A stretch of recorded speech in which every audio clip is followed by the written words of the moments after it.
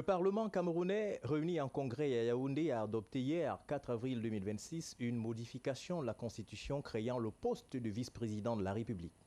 D'après les textes, ce dernier sera nommé par le chef de l'État, ce qui de fait valide ainsi un nouveau mécanisme de succession en cas de vacances. Cette réforme clé est adoptée après la prolongation du mandat des députés jusqu'en décembre 2026 et l'élection de Théodore Dato à la tête de la présidence, j'allais dire à la présidence de l'Assemblée nationale, faut-il le rappeler. Pour cette réforme constitutionnelle du 4 avril 2026, le Congrès a adopté à une large majorité le projet de loi créant le poste de vice-président, soit 205 voix pour et 16 voix contre. Au sein de l'opinion, cette nouveauté ne fait pas l'unanimité, encore moins au sein de l'opposition qui la critique vertement. Tenez, par exemple, le MSC de Maurice Kamto la qualifie cette réforme de coup d'État constitutionnel. Issa Tiroma Bakari, dauphin à la dernière élection présidentielle, parle de dérive monarchique, alors qu'au sein du SDF, le Social Democratic Front, de Joshua aussi, on a carrément boycotté le vote. Les débats au Palais des Verts, finalement, sont marqués par des enjeux de succession à la présidence. Le chef de l'État, son Excellence Paul Biya, étant âgé de 93 ans. Face à cette actualité brûlante, notre média Balafon Télévision se positionne pour éclairer le public sur le rôle d'une vice-présidence. La question réelle étant de savoir s'il s'agit d'un garde-fou institutionnel qui assure la continuité de l'État ou alors un risque de verrouillage du pouvoir exécutif. En clair, l'objectif qui est le nôtre est de faire émerger les conditions qui font pencher la balance, c'est-à-dire le cadre légal, les contre-pouvoirs et même revisiter notre culture politique. De la politique à la justice, nous ferons le lien avec ce rebondissement judiciaire concernant les leaders séparatistes. La Cour suprême du Cameroun a annulé, il vous souvient, le 16 mars 2026 dernier, la condamnation à la prison à perpétuité de Sissoko Ayok Tabé et 9 autres leaders séparatistes anglophones, ordonnant ainsi un nouveau procès devant la Cour d'appel de Yaoundé avec une composition tout à fait différente. Cette décision fait suite à des contestations sur l'équité des précédentes procédures. Ce nouveau procès ouvre-t-il une fenêtre de dialogue et d'apaisement ou alors ravive les fractures? Quelles possibilités, quelles conditions d'une sortie de crise durable au moment où continuent de crépiter les armes dans ces zones du pays? Et puis une note d'économie en fenêtre de ce débat, l'évaluation de la stratégie d'import-substitution sur le riz et l'huile de palme, notamment sa capacité à réduire la dépense extérieure sans fragiliser les finances publiques ni ignorer les contraintes climatiques, non sans identifier les leviers réalistes notamment et les arbitrages avec les engagements du FMI. Madame, Messieurs, vous avez là le préambule de ce programme. Bienvenue à Accent 237.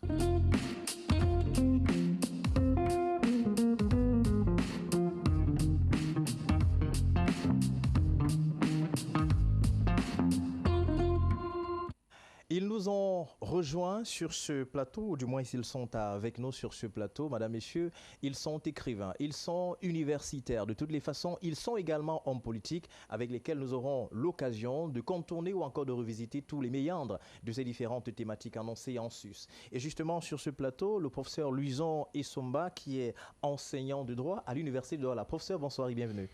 Monsieur Raoul, c'est un plaisir d'être là. Permettez-moi de saluer avec tout le respect requis le copanéliste et les autres qui vont arriver certainement. Et vous savez, c'est la fête de Pâques, donc je salue et je dis bonne fête de Pâques à tous les chrétiens. Oui.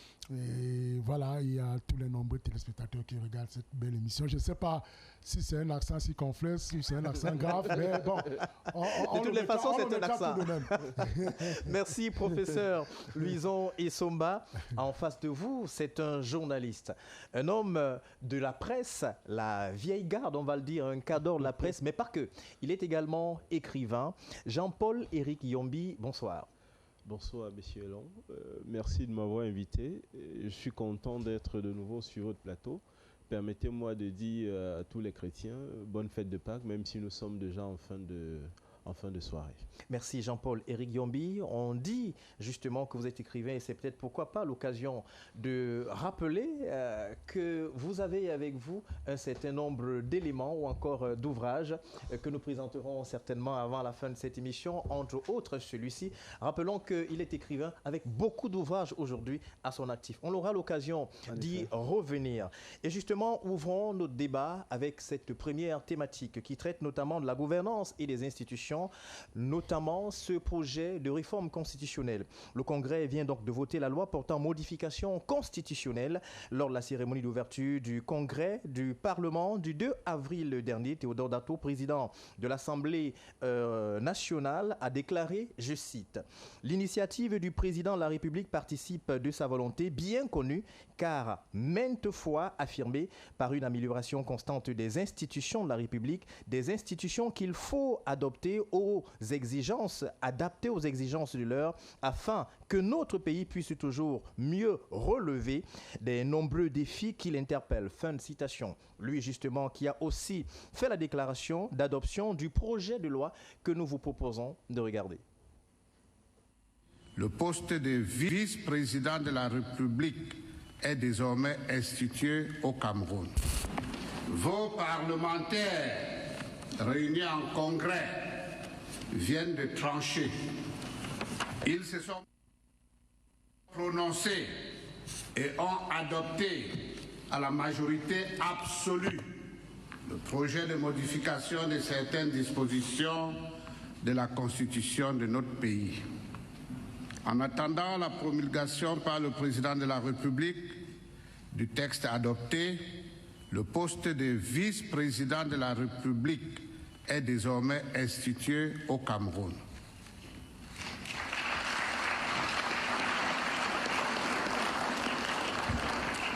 Au nom du président du Sénat et à mon nom propre, je voudrais d'emblée dire notre satisfaction quant au déroulement des délibérations et aux résultats auxquels nous sommes parvenus. Voilà. Théodore Dato, le nouveau président de l'Assemblée nationale, professeur Louison Essomba. La vice-présidence qui vient d'être créée, du moins adoptée par ce projet de réforme constitutionnelle, est-ce que c'est une garantie de la continuité de l'État ou alors tout simplement c'est une façon notamment de verrouiller les mécanismes ou encore la succession au sein de l'État, à la tête de l'État? Monsieur Raoul, nous sommes à la fièvre de la recherche, c'est-à-dire que l'État cherche ses institutions, la démocratie cherche son expression, la société cherche ses valeurs, la justice cherche l'équité, l'économie cherche sa croissance, mais finalement, le peuple cherche sa survie. Oui. Donc, cette analyse me plonge tout droit dans les difficultés qu'il y a à analyser la mise en place d'une institution comme celle de la vice-présidence au Cameroun. Pas seulement au Cameroun, ça a été le cas au Sénégal en 2016, ça a été le cas en Côte d'Ivoire en 2019 et au Bénin, dans bien d'autres pays africains où nous avons vu qu'il y avait tellement de difficultés à mettre en place une telle institution. Alors, il faut faire une double analyse qui me semble pertinente.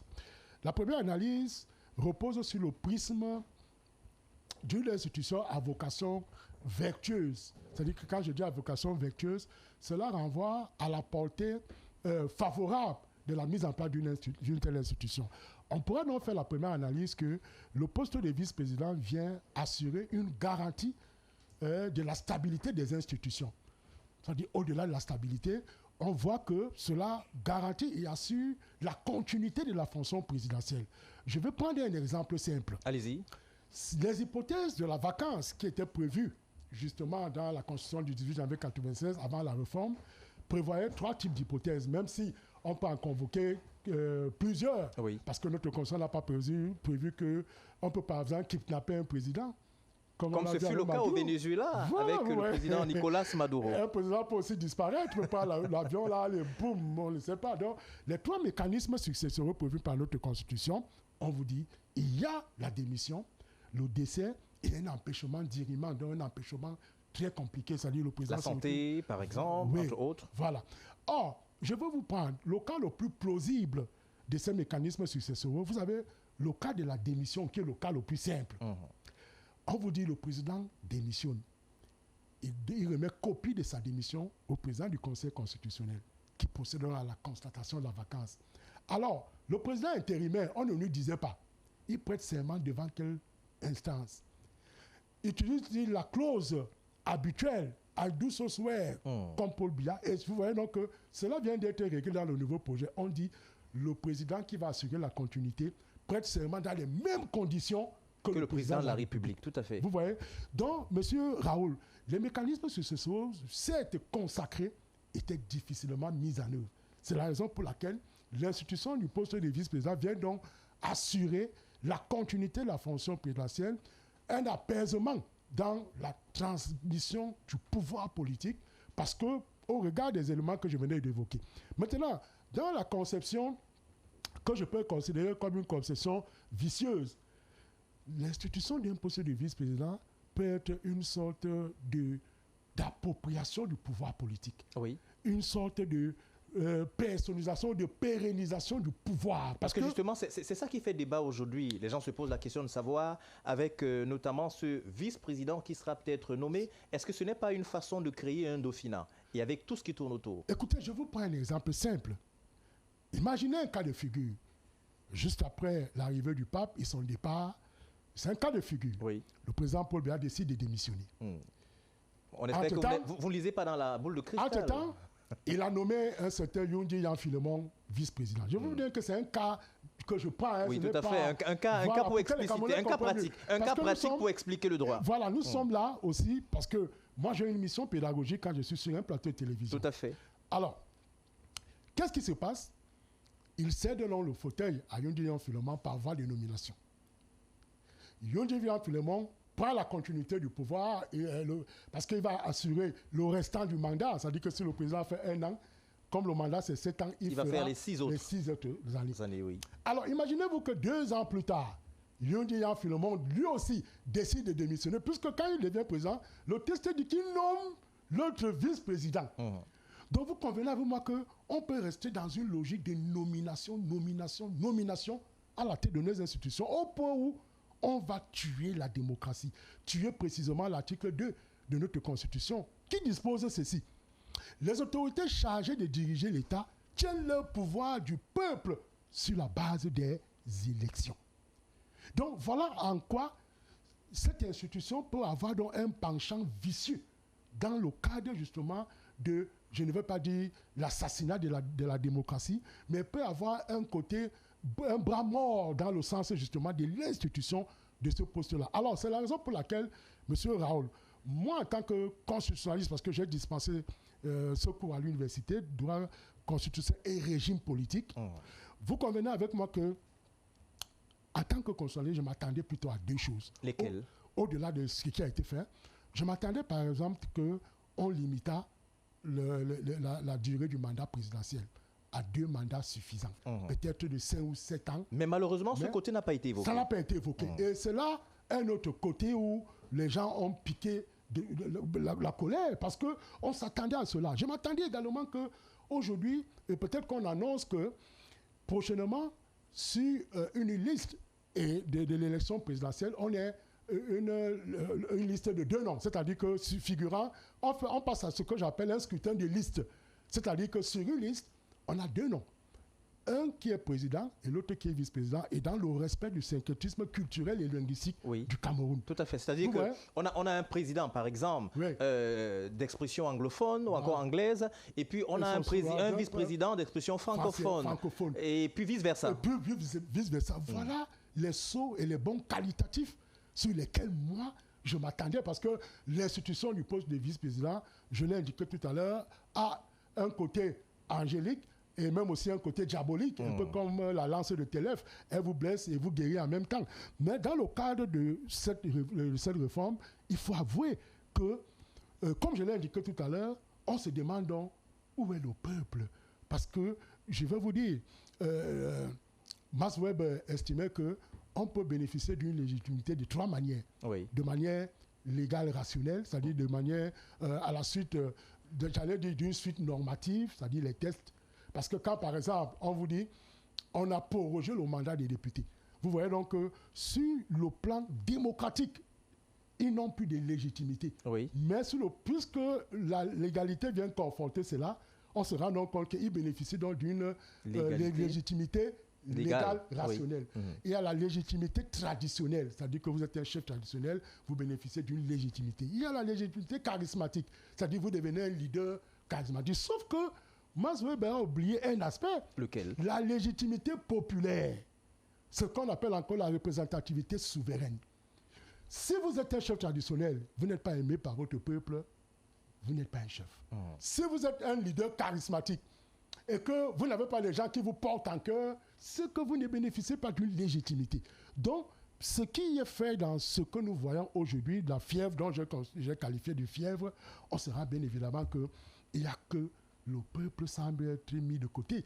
D'où ce que je venais de faire tout à l'heure, c'est-à-dire qu'un peuple à la recherche de sa survie. Donc, voilà les éléments que nous pouvons évoquer. Mais je dois réitérer que la mise en place de cette institution a respecté les mécanismes légaux. Oui. Parce que quand vous prenez l'article 63 de notre Constitution, on vous dit le Parlement mis en congrès, constitué en congrès, peut être appelé pour examiner les propositions et les projets de loi qui leur sont soumis, venant soit du président de la République, puisqu'il s'agit d'un projet, soit du Parlement lorsqu'il s'agit d'une proposition de loi. Vous voyez donc. Et on a vu que les présidents des conférences ont été saisis. Le texte a été adressé à une commission, la commission législative et constitutionnelle, qui a procédé au travail. Et on a renvoyé le texte en assemblée plénière pour les débats et discussions. Merci. D'où l'adoption qui a été faite. Merci, professeur Luison Isomba. Jean-Paul-Éric Yombi, il faut rappeler que vous êtes internationaliste et puis vous avez une très grande connaissance de l'histoire. Essayons un peu avec vous d'évaluer, c'est-à-dire le cadre institutionnel et même historique aussi, en regardant par exemple les cas où on a les vice-présidents par exemple qui sont élus et les vice-présidents qui sont par exemple nommés. Quel est le mode, selon vous, qui confère plus de légitimité? Parce que c'est justement là la question. Est-ce que dans le cas du Cameroun, où un vice-président sera nommé, on va se dire que c'est un monsieur qui aura suffisamment des mains libres? Vous savez, depuis qu'elle a commencé cette actualité, je me pose beaucoup de questions. Et je me pose des questions d'autant plus qu'il y a des problèmes plus urgents. Lesquels? Le début de cette semaine, j'étais dans le Mongo. Je suis un enfant du Mongo. Je suis un enfant du village. Je reviendrai sur cet aspect tout à l'heure. J'étais dans le Mongo et je ne vais pas citer le nom du lycée dans lequel j'étais ce lundi.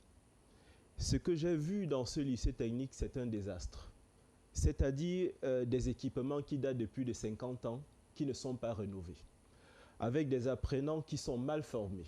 Et je pense que ça nous donne une pâle copie de ce qu'est notre école d'aujourd'hui. En 2026, un instant. Ce sont toujours ces élèves, Jean-Paul-Éric Yombi, ils ne sont pas si mal formés que ça, parce qu'ils brillent ailleurs lorsqu'ils partent du Cameroun. Dans quel environnement? Vous avez envie qu'on construise un Cameroun avec des pots de bananes où nos enfants sont incapables de construire, de produire au Cameroun pour mettre trait ou le vert, rouge et jaune? Est-ce que c'est tous les Camerounais qui iront en Allemagne, aux États-Unis? Que non. Je disais tantôt, je suis gêné de savoir que j'appartiens encore à un pays qui prodigue des enseignements qui datent de plus de 40 ans. Je suis dans un pays où les femmes meurent beaucoup sur les tables d'accouchement. Je suis dans un pays où les droits de l'homme sont encore foulés aux pieds. J'aurais aimé que ce Sénat, cette Assemblée nationale se réunisse pour parler des questions cruciales. Et vous l'avez dit, vous avez paraphrasé ou alors vous avez repris les propos du président de l'Assemblée nationale, disant qu'il faudrait que nos institutions s'adaptent aux exigences du temps. Nos exigences du temps, c'est l'éducation. Ce n'est pas des luttes de pouvoir. Les exigences du temps que nous vivons, ce sont les besoins de la santé. Trop de personnes meurent encore de palu et autre chose. Je vous disais tout à l'heure, je suis un enfant du village. Je suis un villageois, je suis né à Menengolé dans le Mongo. Ce poste de vice-président, qu'est-ce qu'il apportera aux Camerounais? Moi, cet enfant de ce village perdu, est-ce que ce vice-président pèsera l'eau pour que je puisse avoir désormais l'eau potable lorsque je vais chez moi?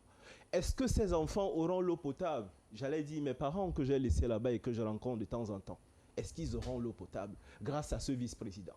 S'il faut adapter ces institutions, il faut les adapter aux besoins de la société. Les besoins de notre société sont encore des besoins basiques, c'est-à-dire se soigner, c'est-à-dire se nourrir convenablement et faire la bonne école. et je n'en suis pas si sûr. Alors, je vais terminer par un élément avant de répondre à votre question. Il y a environ 3 ans, je partais du Burkina Faso pour le Niger. J'ai emprunté un véhicule avec un Nigérien qui était conducteur et à un moment donné, j'ai constaté que la plupart des jeunes qui étaient dans ce véhicule avaient disparu. Quand je me suis rapproché du conducteur, il m'a dit « Ces enfants sont en train d'aller en aventure ». J'ai eu le cœur fendu parce que aucun de ces enfants n'avait 30 ans. Aucun de ces enfants n'avait 30 ans. Je souhaite que ce futur vice-président du Cameroun puisse nous mettre dans un environnement où il y ait plus de travail pour les jeunes. C'est ça que j'attends de lui. Alors, vous posiez la question en ce qui concerne, en quelque sorte, notre histoire constitutionnelle. Oui. L'histoire des changements à la tête de l'État du Cameroun sont des changements de pouvoir. C'est parfois des changements en embuscade parce que c'est lié aux intérêts en présence. Je prends un exemple, le premier exemple. Lorsque André-Marie Bida, du haut de sa stature, est remplacé par Amadou Ahidjo en 1958, il avait de profondes bisbilles, des mésententes avec l'administration française au sujet de la gestion de l'UPC. C'est dans ces conditions qu'André-Marie Bida est poussé à la démission par le nouvel responsable français, j'allais dire le commissaire français. C'est ainsi qu'Amadou Ahidjo devient Premier ministre. Amadou Ahidjo revient en catastrophe au Cameroun le 3 novembre 1982. Je dis bien en catastrophe.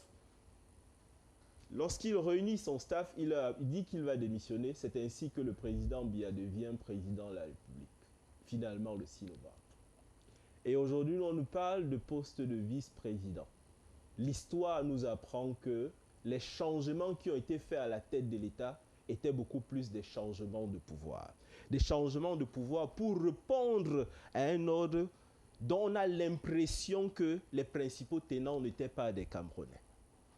Ou alors des intérêts étaient beaucoup plus intéressants ailleurs que intéressants pour les Camerounais qui avaient une autre définition de cette continuité de l'État. Alors, si on veut revenir au contexte, est-ce que c'est encore cela? Moi, je crains que nous soyons dans une situation moins internationaliste, pour des raisons géopolitiques, que le Cameroun soit l'un des camps refuges de notre ancien tuteur. Parce que, comme le savons, en ce qui concerne le Sahel, c'est quasiment perdu. Il reste quelques bastions. Le Gabon, la Côte d'Ivoire, en Afrique centrale, le Cameroun et le Gabon. Est-ce que le Cameroun ne serait pas un des derniers refuges de cette France-Afrique qui est justement en train de lancer ses derniers soupirs? Et sous-entendu, cette fabrication vers laquelle on nous amène, à savoir ce poste de vice-président, est-ce que cette fabrication ne répond pas à des ordres, à des intérêts qui sont beaucoup plus importants pour ceux-là, alors que sont relégués au second plan les préoccupations que je vous ai citées tout à l'heure, à savoir l'éducation, la santé, etc. On reste avec vous, Jean-Paul Yombi, vous qui parlez notamment d'une architecture politique qui voudrait peut-être répondre aux besoins de nos anciens maîtres, mais chez nos maîtres, il n'y a pas le poste de vice-président. Qu'est-ce qui pourrait expliquer cela?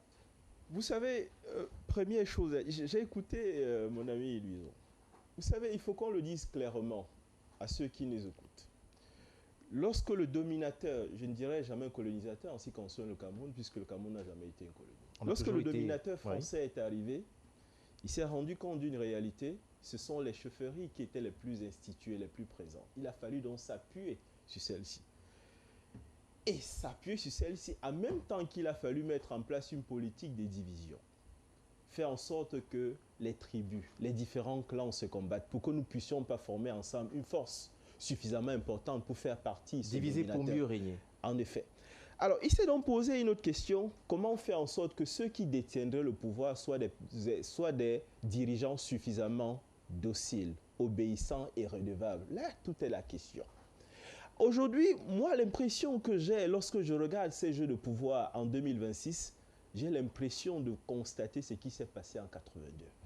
C'est-à-dire que nous avons un dirigeant qui lui-même est conscient du fait qu'il y a des problèmes énormes, mais parce qu'il y a des intérêts qui semblent être les intérêts de la métropole, on organise un autre jeu de pouvoir où on va changer de patronyme alors que le même système diabolique lui-même va continuer. Oh, diabolique, diabolique. Oui. Il faut retirer le mot quand même. Nous On n'est avons- pas en enfer, Jean-Paul Yombi. Écoutez, monsieur Elon, Oui. les statistiques sont violentes.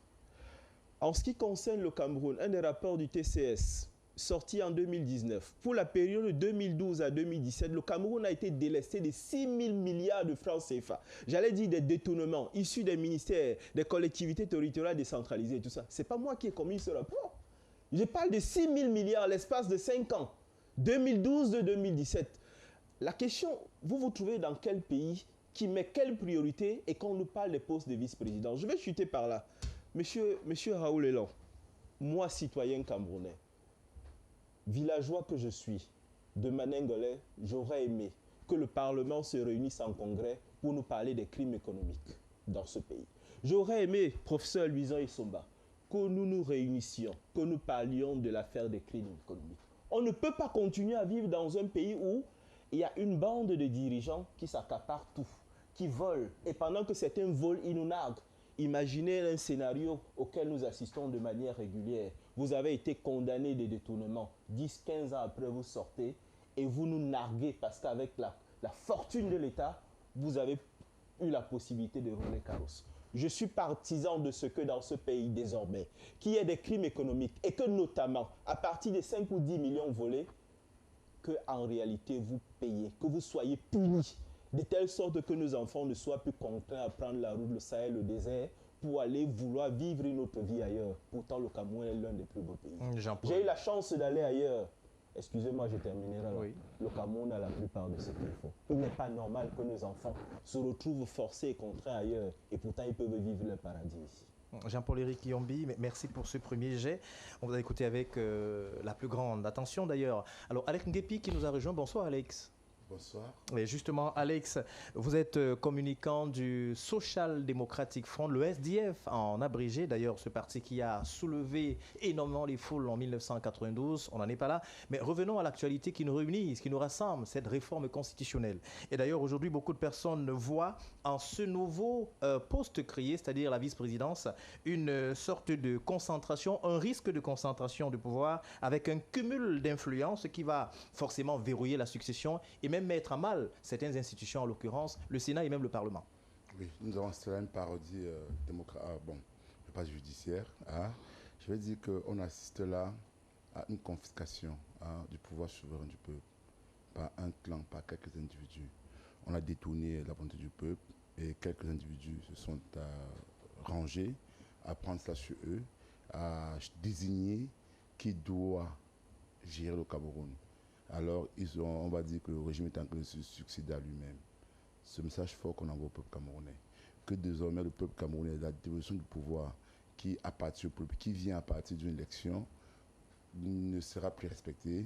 Il y aura des individus qui vont agir en toute impunité au nom du peuple et cela va être loi, cela va être acté par notre constitution et nous devons nous soumettre. Vous savez, imaginez un peu qu'un seul instant que le Parlement se réunit, le Congrès se réunit et dit que M. Paul Biya est le roi du Cameroun et que son premier fils de... Bien, bon, on n'en est pas encore là. Non, quand même. Je vous dis non. C'est une imagination. C'est une condition de réflexion.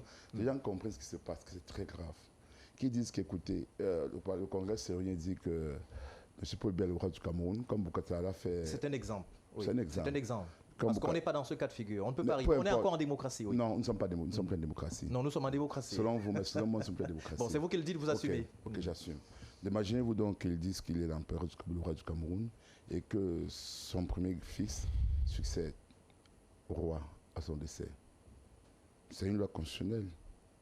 Les gens vont se réunir, quelques députés vont se réunir, ils vont le voter, et les juristes viendront vous expliquer que c'est normal. Pourtant, c'est très bien, ce n'est pas normal. Le SDF, justement, par rapport à cela, nous n'avons pas assisté. Aucun député du SDF. Vous avez boycotté. Nous avons boycotté. C'est un message fort. D'abord, le chairman Joshua aussi a pondu un communiqué dans lequel il a dénoncé ce qui s'est passé. Nous avons apporté des amendements. Et il faut dire que dans ce communiqué, il est clair. Il dit que la loi a été, le projet de loi a été examiné en 12 heures de temps, qui est un temps relativement court. Les temps sont courts, 2 heures de temps pour décider de l'avenir du Cameroun. On doit députer 2 heures de temps pour faut qu'il se prononce avant que ça n'aille. Mais justement, la procédure, c'est-à-dire votre action, le boycott. Lorsqu'on regarde un peu, on essaie de questionner l'histoire des boycotts au Cameroun jusqu'à peut-être il y a quelques années, en 2020. Est-ce que le boycott semble être une solution idéale quand on sait les freins que cela apporte dans le processus politique, dans la machine politique du Cameroun? Non, ce n'est pas important pour l'instant. Ce n'est pas que c'est une boycott, ce n'est pas important. Je vous dis pourquoi. Donc, ce qui s'est donc passé, c'est que nous avons estimé, nous avons apporté des amendements. Nous avons dit que la création du poste de vice-président, s'il faudrait que ça se fasse, il faudrait qu'il soit élu, comme le professeur Lucien Soumbala l'a expliqué tout à l'heure.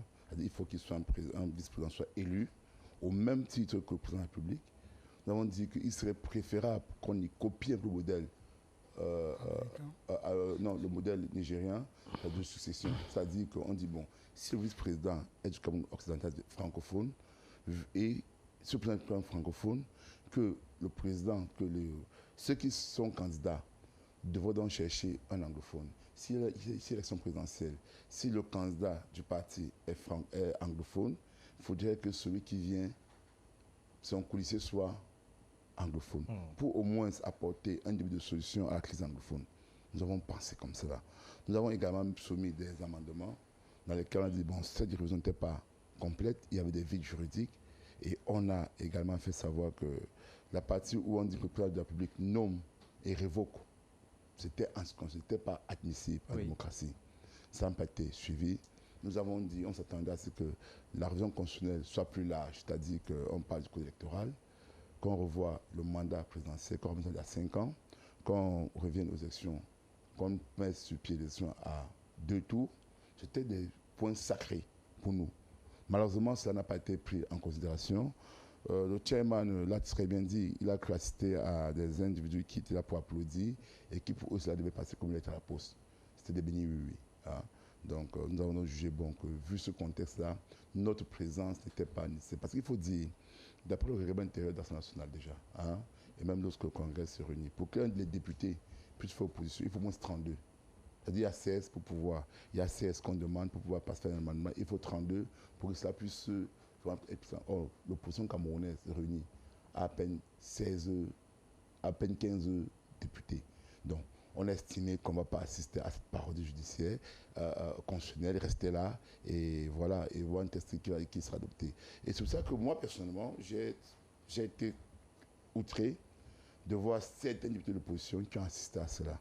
C'est-à-dire qui ont quand même pris le temps. Ceux-là qui ont dit à une époque que voilà, ils ne vont plus aller sur l'Assemblée nationale parce que ça ne sert à rien, tout ça, mais ils continuent toujours à percevoir les perdièmes en tant qu'élus de la nation, mais qui, contrairement au moment décisif comme celui-ci, lorsque leurs confrères boycottent, ont quand même décidé d'y assister, d'être scrutateurs. Je ne vais pas nommer. J'ai estimé que ce geste-là n'était pas bon. C'était pas un bon geste pour l'image. Donc, c'est quelque chose qu'il faut dénoncer. Mais je tiens à dire que ce qui se passe dans le pays est très grave, est extrêmement grave. Au lieu qu'on cherche à réunir le peuple camerounais, M. Paul Biya est en train de fractionner le peuple camerounais. Rappelez-vous, dans vos émissions, à l'époque où j'étais ici sur ce plateau, j'avais dit qu'il y avait eu un coup d'État constitutionnel qui avait eu lieu en 1982, en 72, lors de la création du poste de vice-président du Premier ministre, lorsqu'on a décidé que le Premier ministre sera le successeur constitutionnel du président de la République. Les gens m'ont dit que Alex Guépi ne voulait pas dire ça, mais en fait, c'est un coup d'État constitutionnel. C'est-à-dire que le vice-président, qui avant était élu avec le président, c'est que les gens ne savent pas. Oui. Dans l'UNC, ils étaient élus ensemble, ils ont plein de son coulissier. On a décidé que non, on supprime le poste de vice-président et maintenant on donne cela au Premier ministre qui est nommé. Alors, cette nomination du Premier ministre, Alex Guépi, quand on nomme un Premier ministre, est-ce que c'est quelqu'un qui peut avoir les coudées franches? Est-ce que c'est quelqu'un qui pourra facilement dire non à celui qui l'a nommé? Est-ce qu'il n'y a pas une sorte d'épée de Damoclès ou alors une sorte de logique de redevabilité? Non, là on m'envoie dans un autre débat. Ce n'est pas seulement mon débat en fait. Je vous rappelle que en 72, la version constitutionnelle 72, lorsqu'on crée le Premier ministre, lorsqu'on dit qu'il y a un Premier ministre qui va donc succéder au président de la République, en 75, au président de la République, et que M. Paul Biya était Premier ministre, j'avais dit sur ce plateau que c'était un coup d'État constitutionnel qu'on a fait. Même s'il avait la légitimité constitutionnelle, les lois étaient avec lui, mais il souffrait de la légitimité populaire. Il souffrait d'un titre démocratique. Alors, le procès Luzon, ils sont baladés. Et comme aussi... Jean-Paul Éric Yombi. Justement, les médias sont racontent que non, c'est la loi. Mais c'était antidémocratique. Donc, M. Paul Biya a pris le pouvoir par nomination et non par dévolution populaire. Est-ce que Luzon Somba, Dr. Sonjo, a essayé de le rappeler, ce qui était un bafouement de nos règles démocratiques, c'est-à-dire qu'on a écarté le peuple camerounais sur le choix de son souverain, de celui qui va porter ses attentes, et on a dû imposer. Aïdjo l'a fait. M. Paul Biya ne fait que suivre la même lancée que Aïdjo. Il dit, bon, au départ, la loi de 96, nous avons participé au SDF à rédiger cette loi-là, cette constitution qui n'était pas d'abord bonne, qui a des choses qu'il faut améliorer, que chaque fois demande qu'on améliore cette constitution. Il vient dire donc que 96, on vous dit que le président de la République, en cas de vacances du pouvoir, c'est le président du Sénat qui succède et après un certain temps, il y a élection. Là encore, ça arrangeait tout le monde. On se dit au moins, le peuple pourra exercer son droit à choisir un nouveau président. Je crois que tout le Camerounais, c'est à faire l'idée. Alors Paul Biya revient donc encore à l'esprit de 75. Il vous dit non, comme il y a déjà un Premier ministre qui existe, alors il ne va pas faire comme Aïdjo. Il va donc créer un poste de vice-président qui est ce qu'il soit fantoche. Donc celui-là, donc, quand il va décider de nommer, mais pire, c'est qu'il décide à cause de le révoquer. Oui. C'est-à-dire que, et ça reprend à votre question de tout à fait, ça répond. C'est-à-dire qu'il va nommer un vice-président qui va être un béni oui-oui, qui n'a aucune marge de manœuvre, et qui peut donc décider de le révoquer à tout moment, de nommer qui il veut. C'est-à-dire que M. Paul Biya, c'est comme on dit au peuple, c'est quoi dans ce texte-là, et comme nous disons tout à l'heure, la vacance du pouvoir. Dans ce texte, on vous dit que la vacance du pouvoir est constatée par le vice-président de la République.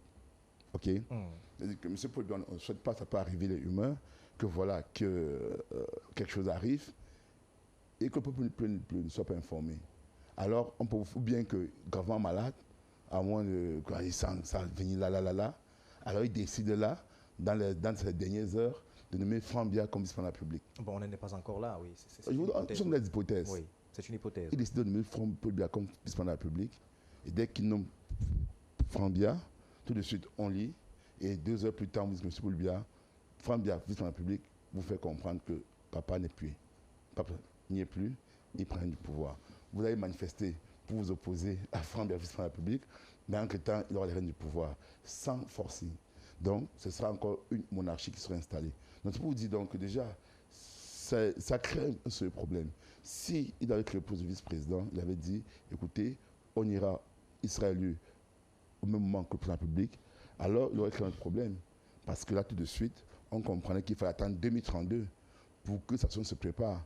Mais comme ils sont tellement malins, ils ne veulent donc pas, il ne veut pas que quelqu'un d'autre soit élu avec lui, parce que si quelqu'un d'autre avait été élu avec lui en 2025, ça fait en 2024, et que le président est élu avec son policier, vous imaginez alors que un vice-président élu en même temps que le président de la République, Paul Biya, vous imaginez ce que ça pouvait faire. Donc, du coup, ce point de vue, on comprend qu'il y a des gens qui sont tapés dans l'ombre et qui essayent donc de manipuler la volonté populaire, qui jouent à la conscience du Cameroun et qui s'en foutent de ce que le peuple camerounais pense et estime qu'ils sont plus camerounais que vous et moi. Merci. Et vont décider de notre Merci avenir. Alex. Alex, justement, avec vous et puis tous les autres, on s'est rendu compte que lors de ces travaux, Jean-Paul Éric Yombi, professeur Luzon Isomba, Alex Guépi, qu'un sénateur, notamment René Zengeli, n'est pas passé par 4 chemins pour justement poser un certain nombre de questions ô combien importantes sur ce qu'est le vice-président et puis ce qu'il viendra faire. Est-ce que ce ne sera pas une sorte de duplication du poste de Premier ministre? Écoutons-le, par exemple. La précipitation avec laquelle vous conduisez cette réforme-là est suspecte.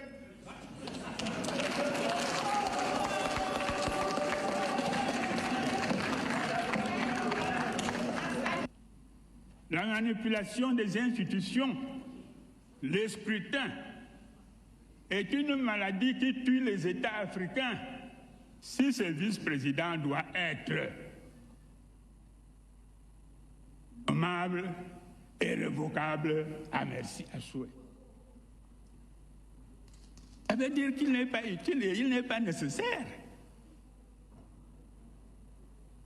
Il faut une stabilité au niveau de l'exécutif, mais cette stabilité ne s'obtient pas avec le caractère mouvant de l'homme. En regardant la manière dont nous organisons cette affaire, la précipitation est à son comble. Alors qu'il s'agit d'un sujet d'une très grande importance. Elle devait être faite dans les normes, dans le respect du fait que la Constitution actuelle institue la démocratie repose sur le peuple et ses dirigeants. Et c'est le peuple qui désigne les dirigeants. Quand les dirigeants empiètent sur les activités du peuple, ça pose problème. On n'a plus de démocratie, on a tout, sauf cela. Que cette réforme me pose. Oui, à la demande d'un vice-président. Mais vraiment, est-ce que le fait de donner un vice-président au président actuel méritait la convocation d'un congrès si ce vice-président doit être nommable et révocable à merci, à souhait? Ça veut dire qu'il n'est pas utile et il n'est pas nécessaire. Il faut une stabilité au niveau de l'exécutif, mais cette stabilité ne s'obtient pas avec le caractère mouvant de l'homme qu'on appelle au secours et qu'on appelle que la réforme tienne compte de cela. Soyons sérieux. Moi, j'ai cru, en lisant le texte, qu'il s'agissait d'un canular. Maintenant, au mois d'avril, je croyais... Voilà. Cet extrait, notamment, qui nous a été proposé par la régie. Alors, professeur Louison Isomba, oui. On a suivi le sénateur René Zenguele qui dit d'ailleurs la précipitation qu'il y a eu autour notamment de ce projet de loi est suspecte. Monsieur Raoul, vous savez, qu'est-ce qu'il faut pour modifier un texte? Une constitution qui est la norme fêtière de l'État n'est pas établie comme l'on dresserait un lit pour se coucher. Comment est-ce qu'elle est établie? Ça veut dire que les constitutions sont appelées à être dynamiques. C'est-à-dire qu'une constitution, comme je le dis, ne doit pas être établie comme si on dressait un lit pour se coucher. On peut prendre quelques exemples de par le monde. Oui. Si on prend le cas des États-Unis, ça fait pratiquement 200 ans que cette constitution n'a pratiquement jamais changé. Alors, est-ce que ce n'est pas un argument? Est-ce qu'on va dire que les États-Unis, par exemple, ne sont pas un pays suffisamment dynamique? Est-ce que ce n'est pas là un argument que les hommes politiques, pour le cas de l'Afrique et pour le cas du Cameroun, pourraient utiliser à bon escient pour peut-être torpiller tous les mécanismes démocratiques? Écoutez, la constitution américaine de 1787 connaît des amendements. Par exemple, nous sommes au 52e amendement qui est venu préciser que désormais la durée du mandat est de 4 ans renouvelable une seule fois. C'est un amendement qui a été fait de la Constitution. Donc, il faut faire très attention. Monsieur Raoul, un texte comme la Constitution ne peut pas être fait comme on ferait un lit pour se coucher. C'est pour dire quoi? C'est pour dire que 2 raisons fondent la révision d'une Constitution. Et Guillaume l'a dit tout à l'heure, la prise en compte des réalités sociales et l'assurance de ce qu'on appelle le principe de l'adaptabilité ou de la mutabilité d'une constitution. Qui vise à faire quoi? Qui vise à rendre la constitution contemporaine, c'est-à-dire qui s'accommode à l'évolution du temps. Oui. Et je pense que la sortie de René Zenguele que beaucoup découvrent aujourd'hui, vous savez qu'il a à un moment donné challengé le président Paul Biya lors d'un congrès du RDPC. Alors, qu'est-ce qu'il faut pouvoir dire, monsieur Raoul? Il faut pouvoir indiquer que dans la théorie de la mise en place de l'établissement des constitutions, il est indiqué qu'une constitution peut être remise en cause à tout moment.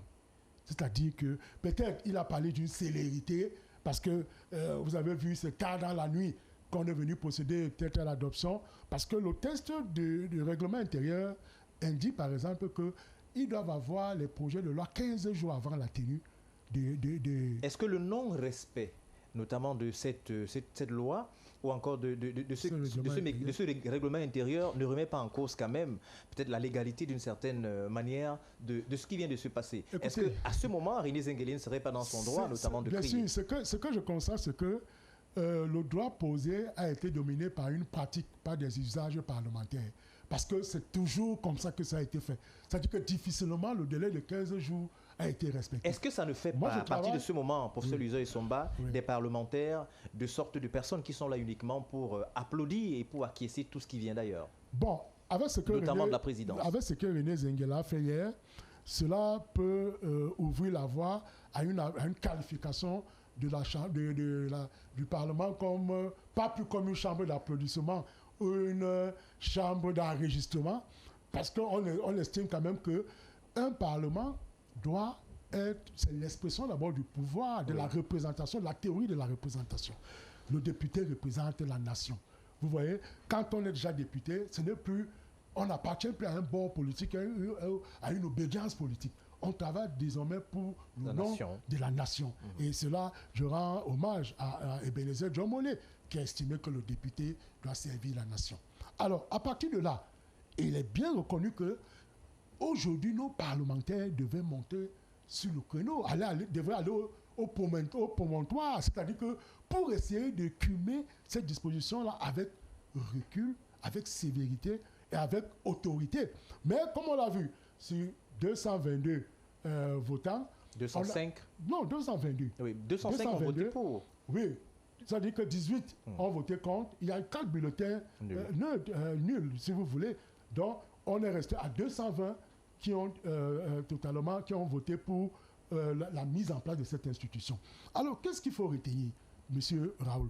Retenons tout simplement que la lutte que nous prenons, on tend vers une dérive où justement, de côté, on est en train d'écarter le peuple de son pouvoir souverain. Je vous ai indiqué tout à l'heure l'article 2 alinéa 2 de notre Constitution, les autorités chargées de diriger l'État tiennent leur pouvoir du peuple par la voie des élections.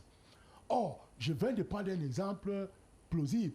Si vous avez un vice-président qui vient d'être nommé par le président, qui remplace le président en exercice, il devient président. Lui aussi, le texte dit, il nomme. On sera dans une spirale de nomination où, au final, on aura tué l'élection. Oui. Donc moi, je pense sincèrement qu'il faudrait des réformes encore plus fortes que cela. Parce que moi, j'estime que on va peut-être trouver que c'est exagéré de le dire, mais il faudrait qu'avec aujourd'hui l'éducation qui monte en puissance, que vraiment on revienne un peu sur un vote capacitaire. C'est-à-dire que pour être député, il faut être titulaire au moins d'un BPC ou d'un bac. Mais il y a d'ailleurs eu un projet comme ça qui a circulé, mais malheureusement, ça n'a pas été mis au menu à l'ordre du jour de ces travaux qui viennent d'être terminés. Ce sont des postes politiques, mais quand même, il faut un certain background pour réfléchir sur la vie d'une nation. Parce que je vais vous dire, monsieur Raoul, cette opération qui se déroule, normalement, on aurait pu utiliser la voie référendaire parce qu'il s'agit du statut d'un chef de l'État. C'est-à-dire que ce n'est pas forcément... Parce que c'est vrai, la force référendaire devait être hostile pour nos dirigeants. Il fallait donc choisir la voie la plus favorable, qui est la voie parlementaire. Parce que, vous savez, dans le cas d'espèce, la fonction présidentielle est la fonction la plus prestigieuse dans les États. Alors, pour cela, on ne doit pas blaguer. On ne va pas mettre n'importe qui comme président de la République. Non. Il faudrait donc que pour cela, il y ait quand même une procédure qui brille d'une certaine solennité pour qu'on advienne à la mise en œuvre de celui qui incarne les institutions. Au-delà d'incarner une institution, qui est l'institution elle-même. Parce que quand on vous dit le chef de l'État est le chef de l'élu de la nation tout entière, et il possède le respect de la Constitution, il veut le respect de ceci ou cela, de la justice. Mais au-delà de cela, cette casquette politique du chef de l'État mérite d'être encadrée par exemple, comme je l'ai indiqué tout à l'heure, un modèle de scrutin à 2 tours. Vous pouvez vous imaginer, par exemple, l'élection de 92.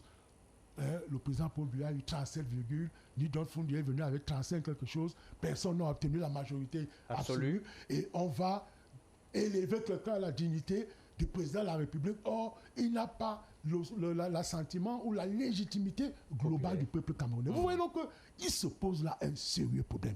C'est la raison pour laquelle j'estime fermement que, et il n'est pas vain de le rappeler, la tendance vers laquelle on tend, ou bien la tendance vers laquelle on y va, met donc en cause un processus de souveraineté. Parce que, M. Raoul, une élection a 3 missions. La première mission, c'est la légitimation, le choix des dirigeants. Première. Deuxième mission, la mission de pacification des rapports entre les dirigeants et le peuple. Parce que vous savez qu'une telle réforme avait eu lieu en 2006 au Bénin. le Conseil constitutionnel a rejeté cette révision de la Constitution pour non prise en compte du consensus national. Dans les mêmes conditions qu'au Cameroun, et nous sommes au Bénin en 2006. Et pourquoi le Conseil constitutionnel, pour le cas du Cameroun, n'a pas réagi? Est-ce que c'est un Conseil constitutionnel aussi, peut-être aux ordres? Peut-être qu'on va vite en besoin, mais c'est une question qui peut aussi se poser au sein de l'opinion. Monsieur Raoul, notre Conseil constitutionnel souffre de 2 maladies génétiques. La première maladie, c'est son naissance, et la seconde maladie, c'est son existence. Son naissance, parce que c'est une institution extrêmement politisée. Et dans son existence, on vous dit par exemple qu'en cas d'égalité de voix, le président a voix prépondérante. Vous voyez?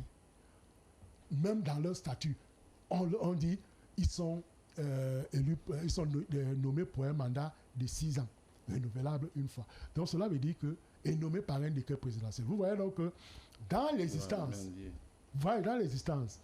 on précise bien que le président nomme 3 membres du Conseil, parmi lesquels le président.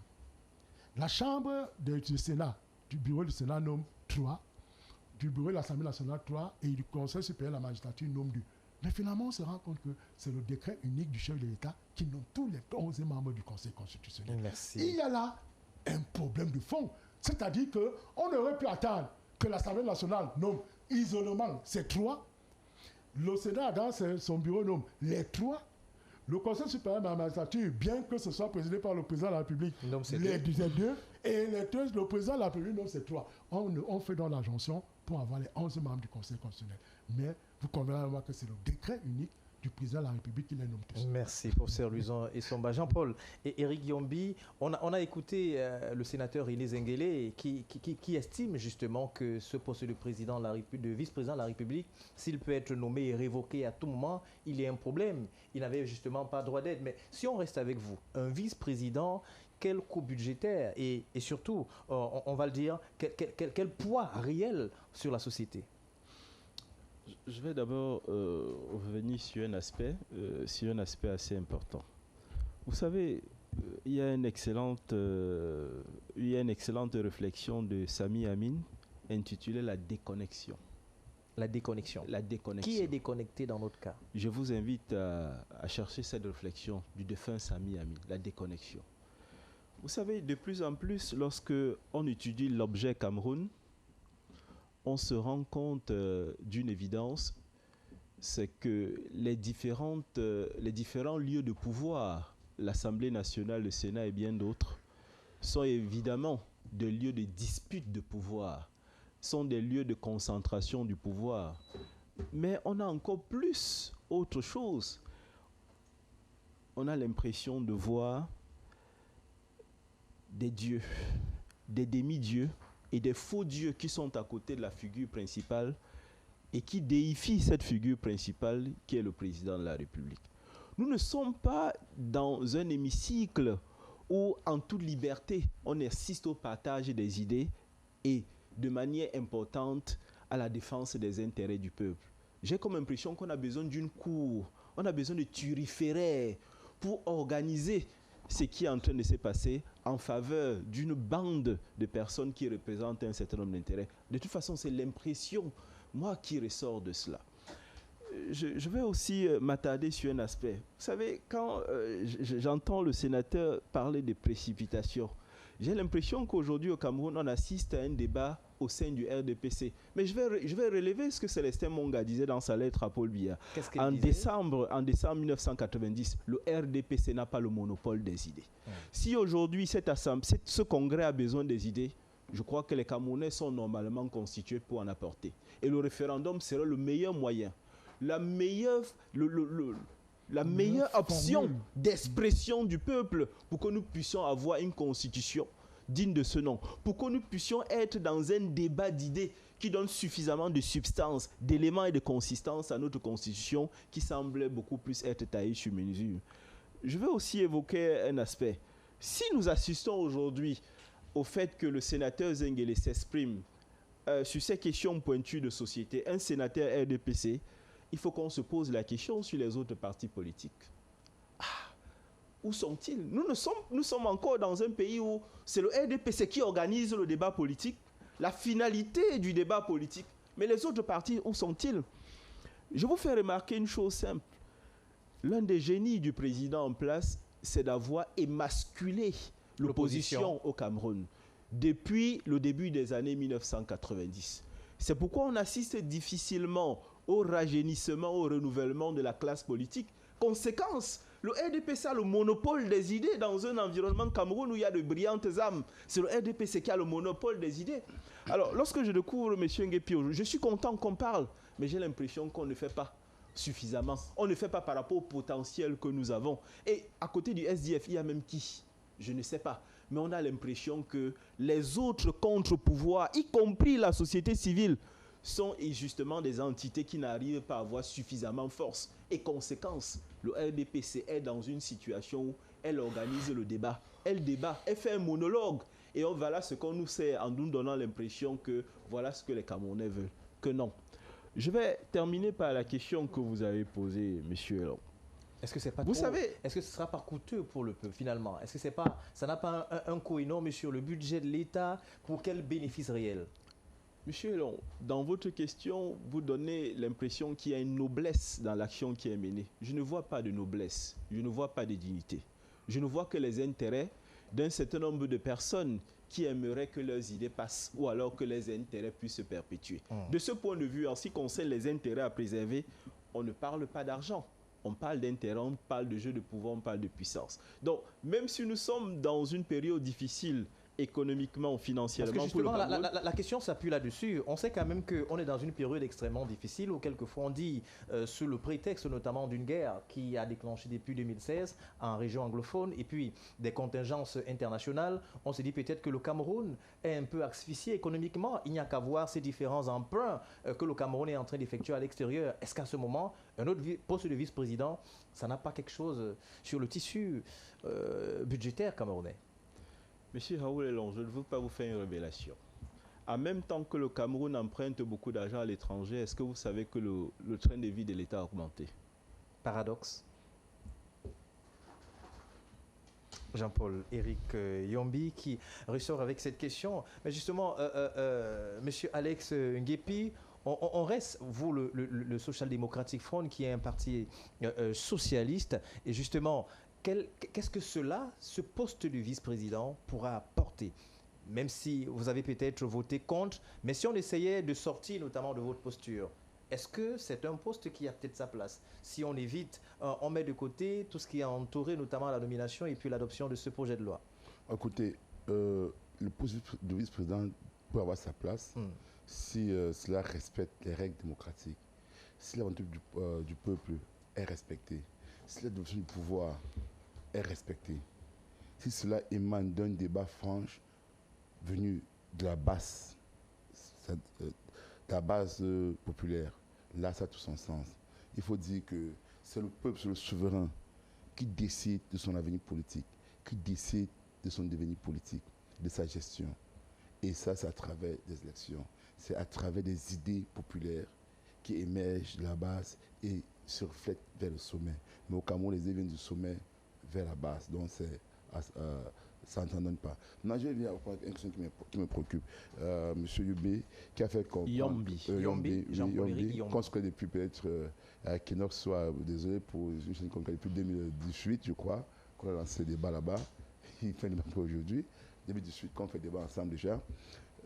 Avec le professeur Somba, le professeur Somba. Oui. Parce que à l'université, c'est délicat. C'est délicat. Je sais. C'est comme si on disait qu'un général est prêt. Non, ça va. C'est un ami. C'est un ami. Donc, ouais, depuis 2018, les premiers partis qui c'était nous. Hein? Et on a réussi à des débats là. Allons-y. Je veux dire quoi? En fait, le SDF, en fait, c'était surprenant de voir un centre du RDP, c'était un discours. Voilà pourquoi ça a été relayé.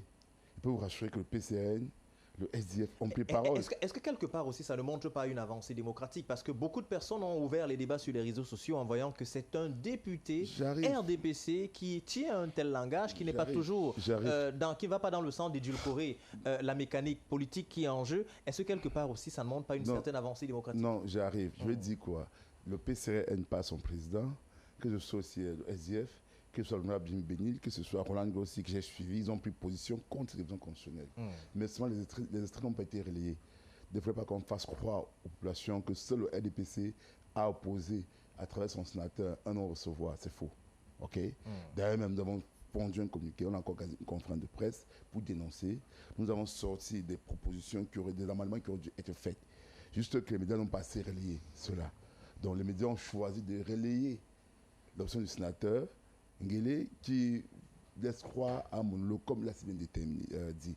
Donc ce qu'il a dit, il faut revenir des archives, ce qui s'est passé, vous verrez que nous l'avons fait. D'ailleurs, il faut dire que l'opposition camerounaise, notamment le SDF, nous avons plusieurs débats là-bas, comme l'affaire de l'or de l'Est, hein, c'est le SDF qui porte ça devant la scène, c'est personne d'autre. Sur certains Joshua aussi qui met ça devant la scène. Rappelez-vous la fameuse vidéo où il dit qu'il y a plus de causes arabes unies, que Cameroun déclare 4 tonnes d'or sorties, oui. Et qu'ils ont vu 6 tonnes d'or dans les rapports des Arabes unis. C'est le SDF qui lance ce débat-là. Même le débat sur la chambre de dépôt de consignation, ce sont des avancées du SDF. Donc ce sont des débats que nous menons, mais malheureusement, les gens ne relèguent pas. Bon, on passe quand ça aboutit, on est structuré et déformé à côté. Comme là, les amendements qui ont été proposés, c'est nous qui avons mis des amendements, comme les amendements que le professeur Somba a dit tout à l'heure. Le SDF a bien mis sur pied ces amendements-là, mais qui se passaient relégués. Et c'est dans notre rôle, comme du SDF, de le réitérer au peuple camerounais qu'attention, il faut chercher la bonne information. Il ne faudrait pas qu'on laisse croire que ce n'est pas. Maintenant, je viens sur autre chose. Vous sortez en 30 secondes, oui. Par rapport au professeur qui a fait croire qu'il fallait, c'est pas un bac, tout ça, pour être député. Oui, il fallait quand même un diplôme, un background. Ce n'est pas ça. C'est ce qu'il a dit. J'arrive donc. C'est déjà les libertés individuelles, l'égalité des citoyens. OK? Lorsque des droits fondamentaux, tout Camerounais est libre d'aspirer à un poste dans son pays, un poste électif. C'est maintenant aux populations de choisir si elles lui font confiance ou pas. Le débat doit être clos sur ce côté-là. Si les populations estiment que cette personne-là, il n'y a même pas le CEPE, peut être un bon dirigeant, pourquoi pas? D'ailleurs, l'histoire contemporaine montre que les meilleurs dirigeants n'ont pas été ceux-là qui avaient... Voilà, c'était pas des intellectuels. Hein? Allez voir la composition de l'Assemblée nationale camerounaise et du Sénat. Vous verrez que c'est composé aux 3 tiers d'intellectuels. Mais seulement, ils n'avaient pas à prendre position. Il faudrait vous savez, l'homme politique sont les convictions. OK? C'est ce qu'il pense d'une vie politique, c'est ce qu'il pense comment gérer la société. Ce n'est pas parce qu'on est... Bardé du diplôme. Merci. Donc c'est quelque chose... C'est un discours qui revient généralement, et je vais vous dire que ce discours n'est pas démocratique. Et par contre, je suis d'accord avec lui, c'est que la direction du pouvoir n'est pas respectée par cette élection. J'espère, d'ailleurs, il a si bien donné l'exemple en parlant du Conseil constitutionnel, qui déjà est embrigadé. J'espère que pour une fois, les juges constitutionnels auront le courage de constater que cette révision constitutionnelle est antidémocratique, qu'elle est anticonstitutionnelle. Pourquoi? Dans la constitution camerounaise, il y a des facteurs qui ne peuvent pas faire progression constitutionnelle. Par la forme de l'État. Ils ont dit c'est non négociable. C'est écrit. Ils ont dit il y a la forme de l'État, il y a des principes démocratiques. Les principes démocratiques ne peuvent pas faire l'objet d'une révision constitutionnelle. Or, dans ce qui s'est passé là, les principes démocratiques ont été bafoués. C'est-à-dire qu'on vous fait comprendre que le président de la République peut nommer une personne qui va assumer le poste de président en cas de décès. Vous comprenez un peu? En même temps, dans la même constitution, vous parlez de la dévolution de pouvoir, que le président de la République est uni. Merci. Qu'il est élu par la nation tout entière. Or, celui qui est nommé ne sera pas élu. Vous voyez donc, quand on prend ces deux hypothèses-là, on se rend compte que le principe démocratique du pouvoir n'est pas respecté. Donc, j'espère donc que le Conseil constitutionnel va, pour une fois, faire honneur au peuple camerounais et dire que ce qui s'est passé au Sénat, au Parlement, était anticonstitutionnel. Et les renvoyer. S'ils le font, je pense qu'ils ont expié toutes leurs fautes, tout ce qu'ils ont fait pour connaître ce cas-là. Merci. Est-ce que le Conseil constitutionnel va donc procéder notamment à cela? Telle est votre aspiration, votre souhait de ne pas procéder à la strangulation de la démocratie. D'ailleurs, ce même Conseil constitutionnel qui avait donc à un moment donné mis aussi hors de course le professeur Maurice Kamto, qui d'ailleurs a réagi à la suite notamment de cette adoption de ce projet de loi. En quelques minutes, ça nous sert d'élément de transition et on parlera d'autre chose. Regardez. De devenir président de la République. Cette fois-ci, il s'agira d'un vice-président nommé et non pas d'un premier ministre. Mais la logique et les résultats sont les mêmes. Il s'agit d'une passerelle constitutionnelle qui permettra, même à un individu n'ayant jamais exercé une fonction dans l'administration ou n'ayant jamais exercé un mandat électif, de devenir président de la République, chef de l'État et chef des armées sans être passé par une élection. On aurait pu dire que l'histoire se répète, mais c'est donc en pire, car le vice-président devenu président non élu pourra lui-même nommer un vice-président non élu. C'est le sens du projet de révision constitutionnelle du 2 avril 2026. Ce n'est pas une régression, c'est un naufrage constitutionnel et politique. En effet, cette pseudo-révision constitutionnelle, qui ne porte à première vue que sur quelques dispositions de la Constitution concernant le président de la République, entraîne un bouleversement majeur des institutions de la République. Le professeur Maurice Kamto, il vous souvient lors notamment d'une session du Conseil constitutionnel qui disait d'ailleurs que le Conseil constitutionnel avait la compétence de sa compétence, qui nous amène en justice pour parler d'autre chose. Jean-Paul Éric Yombi, Ayouk Seseko Tabé, leader du mouvement Ambazonia. Il vous souvient, il avait été arrêté au Nigeria en 2018, condamné à perpétuité pour des accusations de terroristes et sécession liées au conflit en zone anglophone. La Cour suprême a donc cassé l'arrêt précédent, reconnaissant les irrégularités dans le procès initial devant le tribunal militaire. Et ce qui est important, c'est que l'affaire sera donc jugée à nouveau, offrant aux avocats de la défense une nouvelle opportunité de plaider pour la libération de leurs clients. Jean-Paul Éric Yombi, ce projet, on va le dire notamment, peut-il avoir des effets? Est-ce qu'on peut le considérer comme une sorte d'élément qui pourra désamorcer la petite crise ou encore la crispation qu'on vit aujourd'hui? Monsieur Raoul Elon, je crains de ne pas répondre à votre question. Cependant, je vais tout simplement émettre un vœu pieux. Ma position sur la crise anglophone est connue. La seule voie qui nous sortira de l'ornière, c'est le dialogue. C'est ma position. Il n'y a pas eu de dialogue au sens véritable. C'était quoi? Le président Biya avait lui-même annoncé la présence des groupes armés. C'est le président Biya lui-même qui l'avait annoncé dans son allocution, mais on n'en avait pas eu. Pour discuter, il faut être plus d'un. Et pour discuter, il faut avoir des sujets, des discussions les plus larges possibles.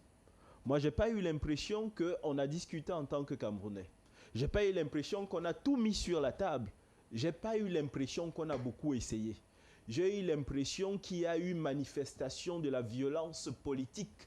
J'ai eu l'impression qu'il y a eu un certain nombre de personnes qui ont décidé que les choses se feraient de leur façon. Moi, Camerounais, je pense que nous sommes différents. Francophones et anglophones, nous sommes différents. Nous avons des différences culturelles très importantes. Mais nous avons surtout besoin d'un rassembleur. Et c'est où se pose le problème, en fait. Est-ce qu'on en a Qui pas? peut nous rassembler? Mais j'ai dit que le président de la République, dans son allocution, avait annoncé la présence des groupes armés. Mais pendant le dialogue, on n'a pas eu ces groupes armés. Bon, on veut discuter avec qui et comment? Le problème, pour moi, ce n'est pas une affaire de justice. C'est une affaire politique. Et pour résoudre cette affaire politique, il faut une coalition de personnes la plus large possible. Et ne pas oublier qu'on doit tous manifester l'envie d'être ensemble en tant que Camerounais. C'est ça ma position. On doit se tendre la main parce que nous tous, nous devons bâtir ce pays. Mais nous devons bâtir ce pays sans oublier que nous sommes différents. Moi, francophone, lorsque je me rends à Limbé, lorsque je me rends à Boya, je constate que sur le plan de l'urbanisme notamment, de l'architecture, nous sommes différents. Sur le plan de la langue, nous sommes différents. Sur le plan de la gouvernance, nous sommes différents. J'ai échangé avec quelques frères du Sud-Ouest lorsque j'y étais pour ce travail de terrain. Ça fait un peu plus de 4 ans. Vous savez, l'un des exemples qu'ils m'ont pris, ils m'ont dit exactement ceci. Monsieur Yombi, dans notre mairie, autour des années 70, lorsque nous voulions savoir ce qui se passait dans notre mairie, même les jours non ouvrés, nous allions à la mairie et sur le tableau étaient mentionnées toutes les informations concernant notre mairie. Les recettes, les dépenses, le projet de la mairie. Voilà ce qu'ils m'ont dit. Mais aujourd'hui, en 2000 et poussières, pourquoi on a connu une régression? Et pourtant, nous avions déjà cette transparence. Vous avez décidé, vous francophones, de nous apporter la décentralisation. Mais où est la transparence que nous avions? Nous n'avons pas le même volume de transparence que nous avions dans les années 70. Moi, citoyen camerounais, je reste convaincu qu'un jour, nous trouverons la force, sous l'égide d'un rassembleur, pour nous tendre la main et résoudre ce problème qui n'a rien à voir avec la justice. C'est un problème politique et il ne sera résolu que de manière politique, en ratissant l'âge, en convoquant tous les frères francophones et anglophones qui sont mus par la volonté de voir ce Cameroun un et un seul. Je peux vous dire, pour avoir échangé avec ces personnes, personne ne veut la partition du Cameroun. Mais il arrive dans les moments d'acculation, des moments d'historique où parfois, et c'est malheureux, il faut le regretter, la seule option qu'on a, c'est l'option violente. Je ne partage pas cette option. Cependant, je ne suis pas l'autre pour lui dire ce qu'il doit faire. J'estime que certains ont été acculés de par ce que j'ai vu et entendu quand j'y étais. Certainement, ils ont été acculés, ils ont estimé que c'était une option pour se faire entendre. Mais avec le recul, lorsque vous écoutez cela, est-ce que vous avez l'impression que nous sommes dans le Cameroun de la diversité d'expression? Est-ce que vous avez l'impression que nous sommes dans un pays où on entend des voix discordantes? On a envie de savoir le fond de votre pensée. Le fond de ma pensée est que pour bâtir ce Cameroun, il ne faut pas une seule voix. Il faut plusieurs voix. On doit se faire violence et accepter que l'autre peut dire ce qui n'est même pas bien à nos oreilles. Mais ce qui n'est pas bien dans nos oreilles, c'est peut-être ça qui est bien pour le Cameroun. Et c'est du Cameroun dont il est question. Vous savez, vous m'avez fait penser tout à l'heure à... Vous avez lu Esa Boto, Ville Cruelle, avec Tanga Nord et Tanga Sud. Tout à fait. Cette dichotomie. Vous avez l'impression aujourd'hui que ce Cameroun est comme Tanga Nord et Tanga Sud. Une république d'en haut et une république d'en bas. Celle d'en bas n'arrive pas à comprendre celle qui est en haut. Et celle qui est en haut refuse même d'accepter, de par les faits, l'existence de celle d'en bas. Et pourtant, la voix qui vient d'en bas est en train de dire « Nous sommes Camerounais. On veut être avec nos frères. On veut être avec eux. » Ce qui est organisé en termes de violence et de répression, ça nous fatigue. Moi, j'ai envie d'aller tous les jours à Boya. J'aime Boya. Monsieur Raoul est là. Moi, j'aime Boya. J'aime Kumba. J'aime le pain Kumba. J'ai grandi, moi, dans mon village de Manengola, mangeant ce pain Kumba. J'ai grandi dans ce village avec des frères anglophones. J'ai envie de croire que certains d'entre eux ne me diront plus ce que j'entends souvent. Vous de la République, c'est ce que j'entends souvent. Vous de la République. Mais ils ne se sentent pas dans cette République. C'est pourquoi je vous parlais de République d'en haut et de République d'en bas. Et je vous parlais par ailleurs de déconnexion. J'ai envie d'être dans ce Cameroun où on n'est pas obligé de s'aimer, mais on est obligé de vivre ensemble. On n'est pas obligé de s'aimer, il faut qu'on soit clair. Ce que j'entends souvent, Moulinex et tout ça, on n'est pas obligé de s'aimer.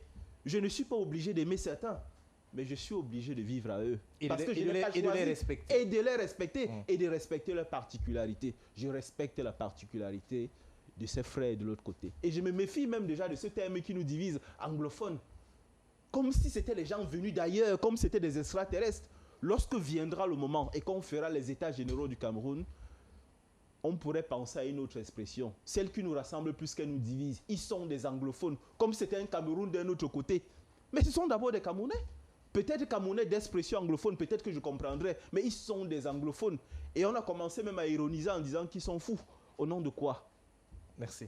Merci Jean-Paul Éric Yombi. Professeur Luison Essomba, nous parlons là de cette autre thématique qui traite notamment de ce nouveau procès des leaders séparatistes et vous êtes un homme de droit. Du coup, nous vous adressons cette question. Faut-il privilégier dans ce procès une approche judiciaire classique ou alors un processus politique négocié ou alors tout simplement une sorte de mixture des deux?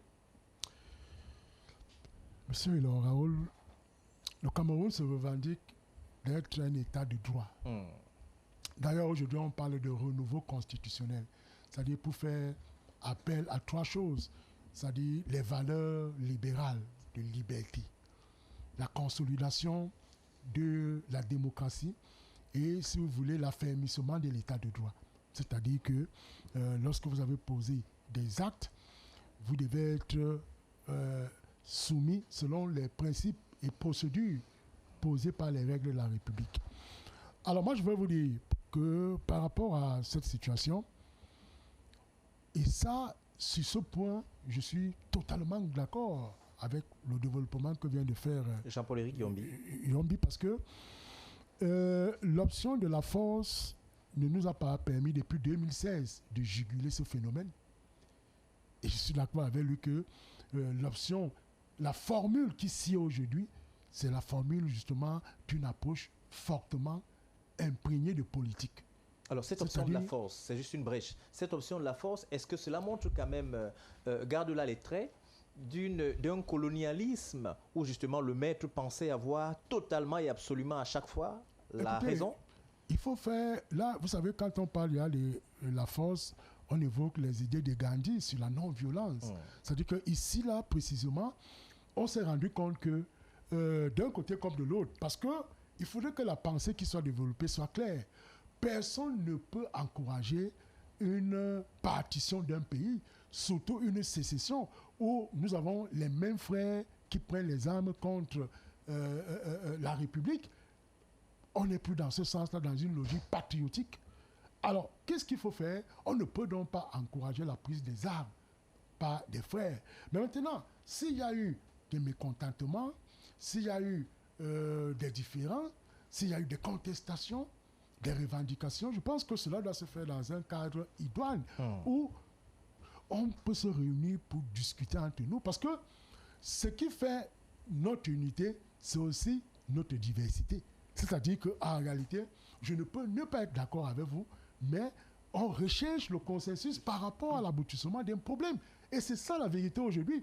Moi, je vais vous dire, je suis certain que dans la logique de la recherche de la paix, les dirigeants de l'État du Cameroun peut-être se sont rendus compte que l'option de la violence n'a pas prospéré au point où on a eu droit aujourd'hui à un retour total de la paix dans les deux zones dites querellées. C'est la raison pour laquelle vous revoyez ce procès ressurgir, refaire un regard, en fait, revenir surgir des cendres, un peu comme une idée de mer, pour dire que vous allez voir, cette affaire-ci va connaître un tampon plus apaisant, où je ne serais pas surpris, on leur avait condamné à perpétuité, je ne serais pas surpris qu'on dise, bon, désormais ils ont 5 ans ou 10 ans d'emprisonnement ferme, et avec le temps qu'ils y ont déjà passé, qu'ils en soient libérés. Justement pourquoi?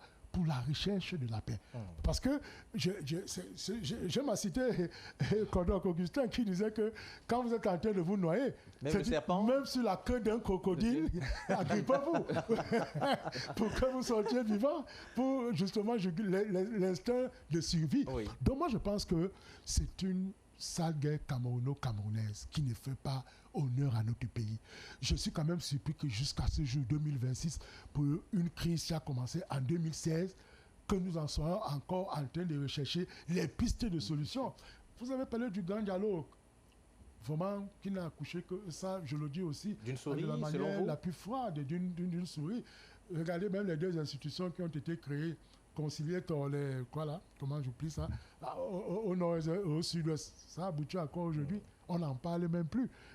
Vous voyez? Donc, moi je pense que la logique d'une résolution d'une crise, si on a dépassé le côté de la violence, je pense qu'il faut réfléchir sous l'angle justement de l'apaisement qui passe par un dialogue franc où les Camerounais vont se parler, se regarder dans les yeux, où on met en place une commission de réconciliation, de pardon, d'oubli de ce qui s'est passé, revenir justement pour dire que nous avons tout intérêt à construire le Cameroun.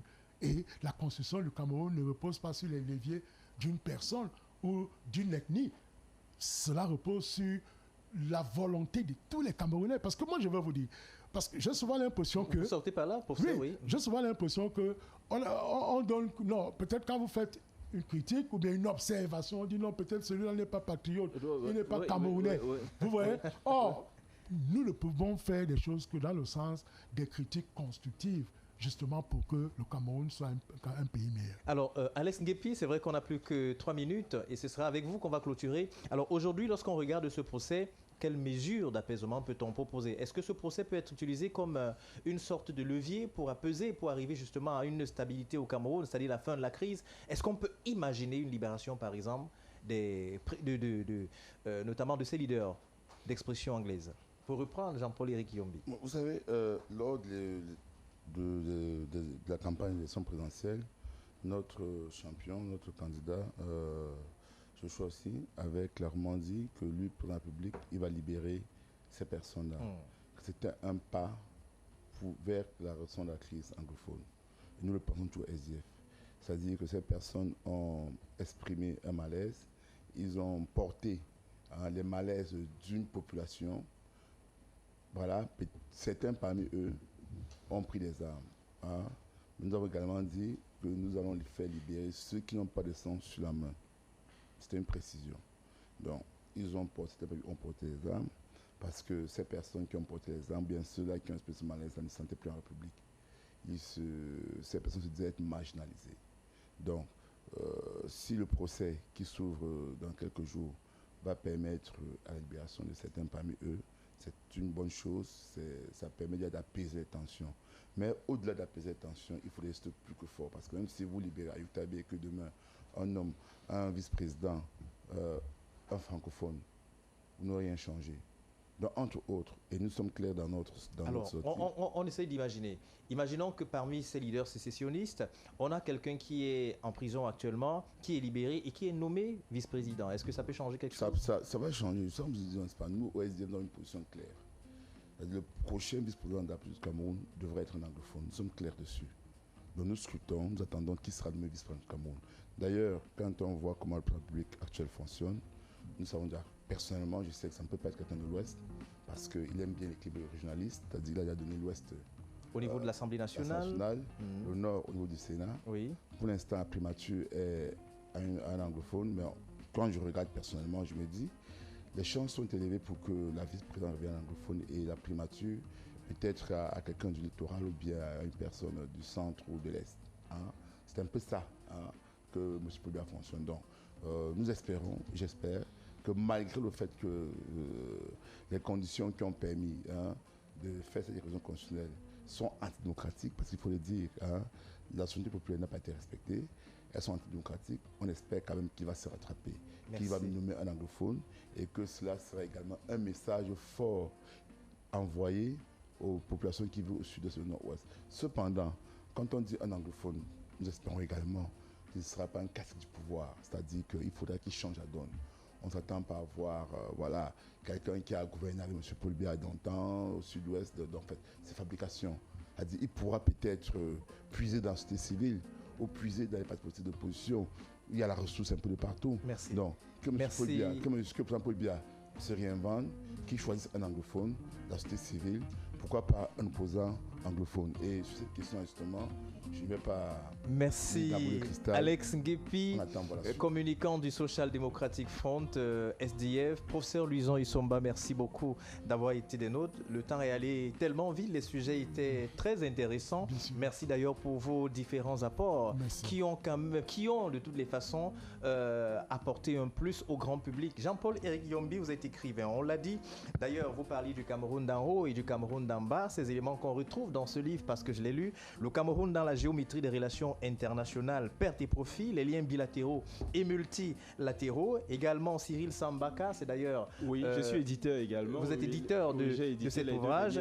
Les luttes politiques au Cameroun, 90-91. Cyril Sambaka également pour le Cameroun. Je propose un nouveau paradigme, mais un nouveau livre également qui est le vôtre. Jean-Paul-Éric Yombi, Retournement post-colonial, s'affranchit de la rentabilité coloniale et puis le poids colonial de la France entre façonnage, errance et autolibération en Afrique noire francophone. Jean-Paul-Éric Yombi, je dois le dire, ce sont des livres que j'ai dans ma bibliothèque. Merci, mesdames, messieurs, d'avoir pris de votre temps pour écouter et regarder ce programme.